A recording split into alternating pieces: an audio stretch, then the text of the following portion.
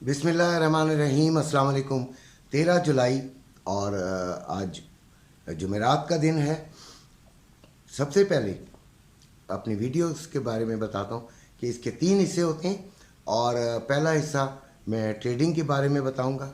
दूसरे में आप जिन्होंने गोल्ड फिज़िकल ख़रीदा हुआ है, इन्वेस्टमेंट की भी है गोल्ड में, और उनकी बात करेंगे। और तीसरे पार्ट में हम इम्पोर्टेंट करेंसी रेट्स की बात करेंगे और वो आपको बताएंगे। तो सबसे पहले हम आते हैं ट्रेडिंग की तरफ। कल से लेके अब तक जो मामलात हुए वो सबसे पहले करते हैं कि सीपीआई नंबर जो थे वो कल वो उनका जो वो नीचे काफ़ी नीचे आ गए और जितनी कंसेंसस थे उससे काफ़ी नीचे आ गया। तो लिहाजा गोल्ड जो था वो बुलिश ट्रेंड की तरफ चला गया और हमने ये कहा था कि 1950 तक ये जा सकता है और 1950 से रिट्रेसमेंट हो सकती है और 1948 वगैरह से तो नीचे आया था।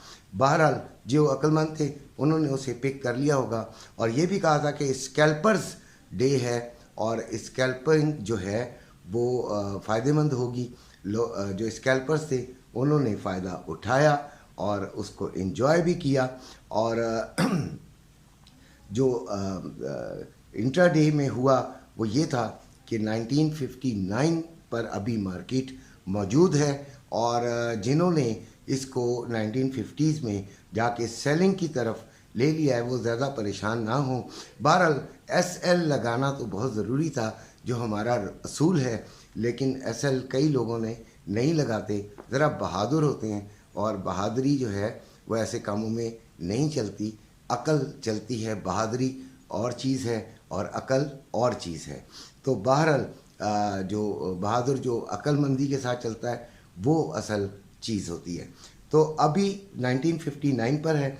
इसकी रेंज जो है वो एक्चुअली 1943 से 1968 के दरमियान है और अगर ये 1968 तक से ऊपर 1984 तक की रेंज तक जाता है तो फिर तो हम इसको सेलिंग में बैठना मुनासिब समझेंगे।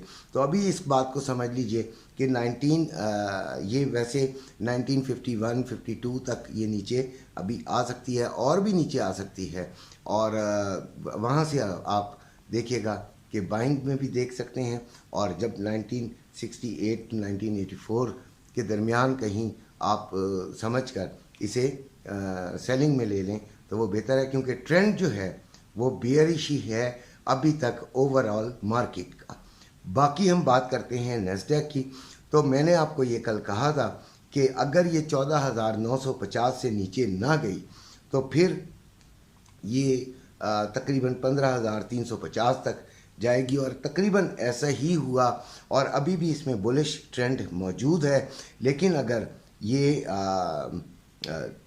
इसकी जो दो कैंडल्स जो हैं H4 की 15,350 से नीचे बन जाती हैं तो फिर आपको इसको थोड़ा सा सेलिंग की तरफ देखना चाहिए और फिर ये 15,150 तक की रेंज एक्वायर कर सकती है।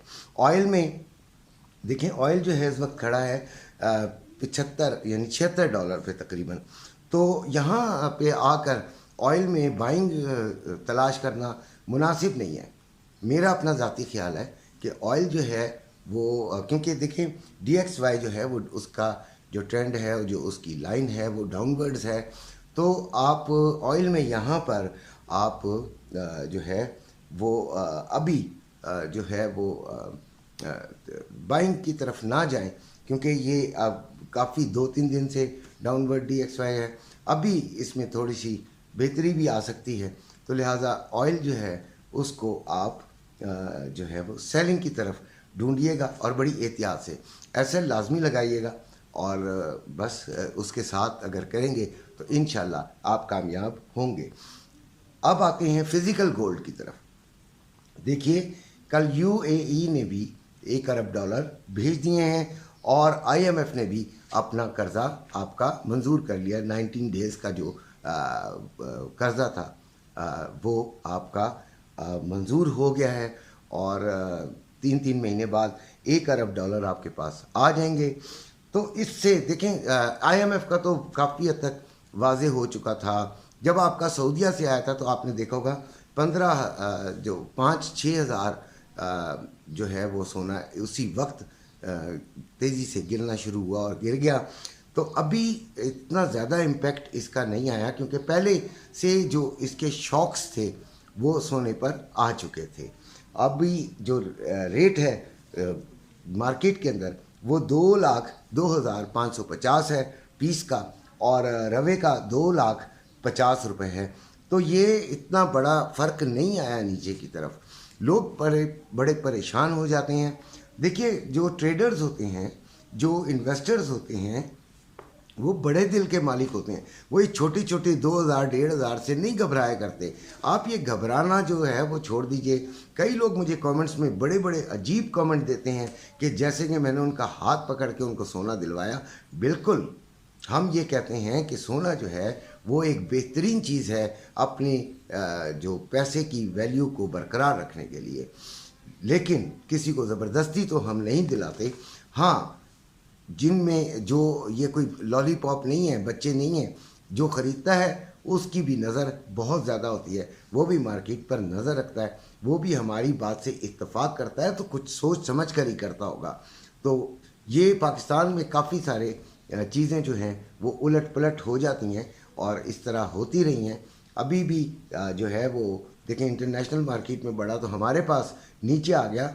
यह हमारे हालात ऐसे हैं कि हमें कर्ज़ा मिला है तो हम खुश हो गए हैं। तो बहरहाल अभी IMF ने भी कर्ज़ा मंजूर कर लिया है और सोना हो सकता है कि अभी 2,000-2,500 3,000 और नीचे चला जाए, लेकिन उसके बाद यहाँ पर स्टॉप लग जाएगा। यहाँ पर आगे आप मुझे बताएं, ज़रा खुद सोच के बताएं कि क्या ख़बर ऐसी आनी है कि जिससे सोना कम हो जाएगा। अब आपने देखना है कि सोना और डॉलर कम होगा या नहीं होगा।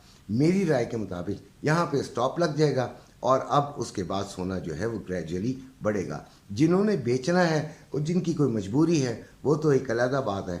जो चीख रहे हैं कि हमारा लॉस हो गया है तो भाई वो बेच दें, उसमें क्या किया जा सकता है।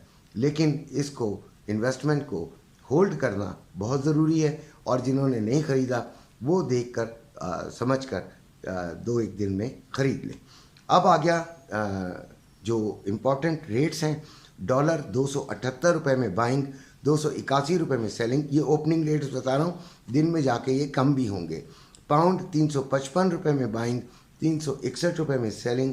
यूरो 302 रुपये में बाइंग, 305 रुपये में सेलिंग।